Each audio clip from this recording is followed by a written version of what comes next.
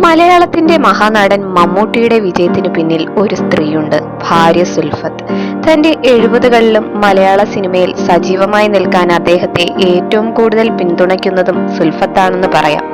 ഒരു typical arranged marriage ആയിരുന്നു ഇരുവരുടേതും. അതിലും ഒരു സുന്ദരമായ പ്രണയകഥ ഒളിഞ്ഞിരിക്കുന്നുണ്ട്. 1979 ഇരുവരുടെയും വിവാഹം. വിവാഹശേഷം ഇരുവരും ഉറ്റ സുഹൃത്തുക്കളായി മാറി. ഭാര്യയെ സ്നേഹപൂർവ്വം സുലു എന്നാണ് അദ്ദേഹം വിളിക്കുന്നത്. ഇതിനു മുന്നേയും പെണ്ണുകാണലുകൾ നടന്നിട്ടുണ്ടെങ്കിലും സുൽഫത്തിലാണ് മമ്മൂട്ടിയുടെ ഹൃദയമുടക്കിയത്. അന്ന് മമ്മൂക്ക ഒരു വക്കീലായി ജോലി ചെയ്യുകയായിരുന്നു. വിവാഹശേഷമാണ് മമ്മൂക്ക സിനിമാ ലോകത്തേക്ക് പ്രവേശിച്ചത്. അതിന് ഏറ്റവും കൂടുതൽ പിന്തുണ നൽകിയതും സുൽഫത്താണ്.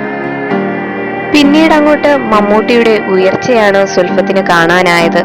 ഇരുവർക്കും 2 കുട്ടികൾ ഉണ്ടാകുകയും ചെയ്തു, ദുൽഖറും സുറുമിയും. തിരക്കുള്ള സിനിമാ നടൻ ആയിരുന്നിട്ടും തന്റെ കുടുംബത്തോടൊപ്പം ഏറെ സമയം അദ്ദേഹം ചിലവഴിച്ചു. ഒരു അഭിമുഖത്തിൽ അദ്ദേഹം പറയുകയുണ്ടായി, ഭാര്യാഭർതൃബന്ധം ഏറ്റവും പവിത്രമായതാണ്. ഭാര്യയും ഭർത്താവും രക്തബന്ധമല്ല.